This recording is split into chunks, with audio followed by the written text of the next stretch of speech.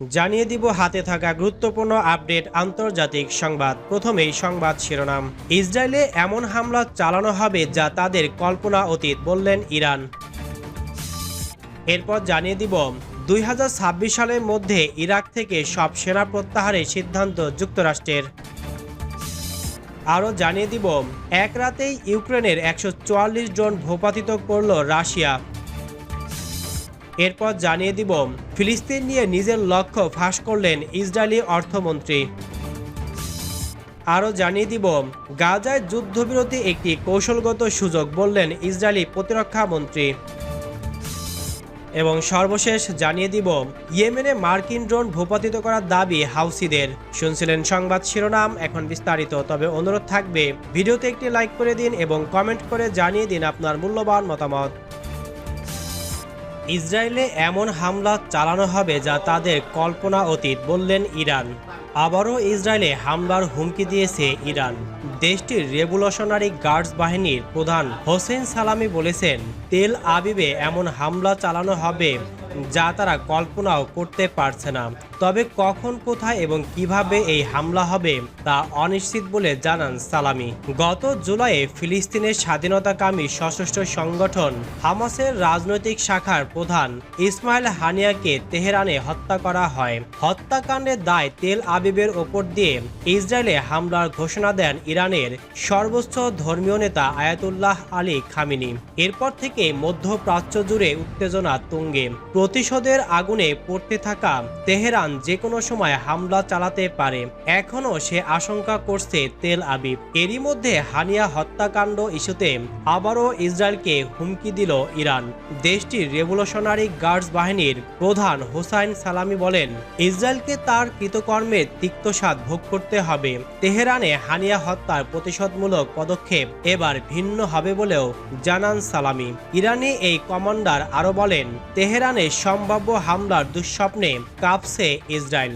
এদিকে ইসরায়েলের সঙ্গে চলমান এই উত্তেজনা আর ইউক্রেনে যুদ্ধরত রুশ বাহিনীগুলোকে ক্ষেপণাস্ত্র সরবরাহ ইস্যু নিয়ে ইইউ রক্তচক্ষু উপেক্ষা করে ইরানের পক্ষ নিয়েছে রাশিয়া। তেহরানকে তাদের গুরুত্বপূর্ণ অংশীদারের মর্যাদা দিয়েছে মস্কো। ক্রেমলিনের মুখপাত্র দিমিত্রি পেসকভ ইরানের সঙ্গে রাশিয়ার সম্পর্কের নতুন এই উচ্চতার কথা জানান। রাশিয়াকে ইরানের কোনো ধরনের ব্যালিস্টিক ক্ষেপণাস্ত্র সরবরাহ ইউক্রেন যুদ্ধে মারাত্মক উত্তেজনা তৈরির বিষয় হিসেবে বিবেচিত হবে বলে শুক্রবার জানায় যুক্তরাষ্ট্র। যদিও এ ধরনের ক্ষেপণাস্ত্র সরবরাহের বিষয়টি অস্বীকার করেছে ইরান। 2026 সালের মধ্যে ইরান থেকে যেসব সেনা প্রত্যাহারের সিদ্ধান্ত যুক্তরাষ্ট্রের। আগামী 2026 সালের মধ্যে ইরাক থেকে সব সেনা প্রত্যাহারের সিদ্ধান্ত নিয়েছে যুক্তরাষ্ট্র। পারস্পরিক সম্মতিতে একমত হয়েছে দেশ দুটি। তবে এ বিষয়ে তাদের মধ্যে এখনও চূড়ান্ত চুক্তি স্বাক্ষর হয়নি। মঙ্গলবার 10 সেপ্টেম্বর এক প্রতিবেদনে ইরান ইন্টারন্যাশনাল এ তথ্য জানায়। প্রতিবেদনে বলা হয়, ইসলামিক স্টেট গ্রুপের বিরুদ্ধে আন্তর্জাতিক জোটের অংশ হিসেবে ইরাকে প্রায় 2500 এবং সিরিয়ায় 900 মার্কিন সেনা আছে। বাহিনী থেকে তাদেরকে প্রত্যাহার নিয়ে কয়েক মাস ধরে আলোচনা চলছে। তবে এখন পর্যন্ত কবে নাগাদ তাদেরকে প্রত্যাহার করা হবে তা ঘোষণা করা হয়নি। চুক্তিতে বলা হয়েছে, শত শত মার্কিন সেনারা আগামী বছরের সেপ্টেম্বর থেকে ইরাক ত্যাগ শুরু করবে। আগামী কয়েকদিনের মধ্যে এ বিষয়ে চুক্তি স্বাক্ষর হতে পারে। তবে যুক্তরাষ্ট্রের প্রতিরক্ষা মন্ত্রী লয়েড অস্টিন বলেছেন, সেনা প্রত্যাহারের জন্য 2 বছর যথেষ্ট সময় নয়। এক রাতেই ইউক্রেনের 144 ড্রোন ভূপাতিত করল রাশিয়া। এক রাতেই ইউক্রেনের পাঠানো 144টির বেশি ড্রোন ভূপাতিত করেছে রাশিয়ার আকাশ প্রতিরক্ষা ব্যবস্থা।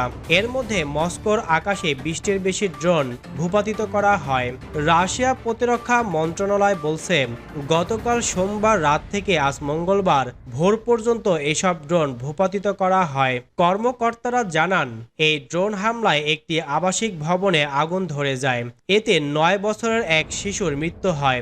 এর জেরে মস্কোতে 30টিরও বেশি ফ্লাইট স্থগিত করা হয়। ইউক্রেনের অভ্যন্তরীণ ড্রোন শিল্প দ্রুত বিকশিত হচ্ছে। রাশিয়ার জ্বালানি, সামরিক এবং পরিবহন অবকাঠামোর উপর ড্রোন হামলা বৃদ্ধি করেছে কিয়েভ। ফিলিস্তিন নিয়ে নিজের লক্ষ্য ফাঁস করলেন ইসরায়েলি অর্থমন্ত্রী। ইসরায়েলের অর্থমন্ত্রী বেজালেল স্মোট্রিচ বলেছেন, অধিকৃত পশ্চিম তীরে 5 লাখ অবৈধ বসতি স্থাপনাকারীদের ইসরায়েলের প্রত্যেক নাগরিকের সমান অধিকার প্রদান করা আমার মূল লক্ষ্য। সোমবার 9 সেপ্টেম্বর এক সামাজিক যোগাযোগ মাধ্যমে এক্সের এক পোস্টে তিনি তার লক্ষ্যের কথা জানান। খবর মিডল ইস্ট মনিটরের। বেজালেল স্মোট্রিচ বলেন, আমি আমার সমস্ত শক্তি দিয়ে কাজ চালিয়ে যাব যাতে সামনের সারিতে থাকা অর্ধমিলিয়ন বসতি স্থাপনাকারীরা ইসরায়েলের প্রতিটি নাগরিকের সমান অধিকার ভোগ করতে পারে এবং ফিলিস্তিনের রাষ্ট্র প্রতিষ্ঠা করতে বাধা প্রদানের সর্বোচ্চ চেষ্টা চালিয়ে যাব। তিনি বলেন, আমার জীবনের লক্ষ্য হলো ইসরায়েলের নতুন ভূমি তৈরি করা এবং একটি ফিলিস্তিনের রাষ্ট্র প্রতিষ্ঠাকে ব্যর্থ করা যা ইসরায়েলি রাষ্ট্রকে বিপদে ফেলবে। ইসরায়েলি অর্থমন্ত্রী বলেন, এটা রাজনৈতিক নয়, এটা জাতীয় এবং অস্তিত্ববাদী। স্মোট্রিচ অধিকৃত পশ্চিম তীরে বসতি স্থাপনের জন্য দায়ী। গাজায় যুদ্ধবিরতি একটি কৌশলগত সুযোগ বললেন ইসরায়েলি প্রতিরক্ষা মন্ত্রী। গাজায় যুদ্ধবিরতি চুক্তির প্রথম পর্যায়ে বন্দীদের মুক্তি দেওয়ার চুক্তিকে সমর্থন করেছেন ইসরায়েলি প্রতিরক্ষা মন্ত্রী ইয়ভ গ্যালন্ট। তিনি এটিকে কৌশলগত সুযোগ বলে মন্তব্য করেছেন। বলেছেন, একটি ইসরায়েলকে অন্যান্য নিরাপত্তা চ্যালেঞ্জ মোকাবেলার একটি কৌশলগত সুযোগ দেবে। গ্যালন্ট বিদেশি সাংবাদিকদের বলেন, বন্দীদের বাড়িতে নিয়ে আসা সঠিক কাজ, সেজন্য একটি চুক্তি হয়ে গেলে কৌশলগত সুযোগ তৈরি হবে। এটি আমাদের সব ফ্রন্টে নিরাপত্তা পরিস্থিতি পরিবর্তন করার সুযোগ তৈরি করে দেবে। গ্যালান্ট সম্প্রতি প্রধানমন্ত্রী বেনিয়ামিন নেতানিয়াহুর কঠোর সমালোচনা করেছেন।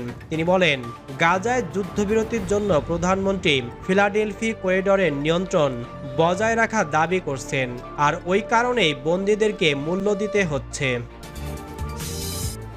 ইয়েমেনে মার্কিন ড্রোন ভূপাতিত করার দাবি হাউথিদের। ইয়েমেনে মার্কিন ড্রোন ভূপাতিত করার দাবি করেছে দেশটির সশস্ত্র প্রতিরোধ গোষ্ঠী হাউথিরা। মঙ্গলবার 10 সেপ্টেম্বর কাতার ভিত্তিক গণমাধ্যম আল জাজিরার এক প্রতিবেদনে এ তথ্য জানানো হয়েছে। প্রতিবেদনে বলা হয়েছে, ইয়েমেনের হাউথিরা একটি মার্কিন MQ-9 ড্রোন ভূপাতিত করেছে। ড্রোনটি ভূপাতিত করার কয়েকদিন পর গোষ্ঠীর সামরিক মুখপাত্র ইয়াহিয়া সারি বিষয়টি জানান। তিনি বলেন, গাজা যুদ্ধ শুরু হওয়ার পর থেকেই এই ধরনের বেশ কয়েকটি ড্রোন গুলি করে নামানো হয়েছে। সর্বশেষ এই ড্রোনটি তালিকায় যুক্ত হলো। গত নভেম্বর থেকে হাউথিরা গাজায় নিহত ফিলিস্তিনিদের প্রতি সংহতি জানিয়ে লোহিত সাগরে ইসরায়েলের সাথে সংযুক্ত জাহাজে হামলা চালিয়ে আসছে।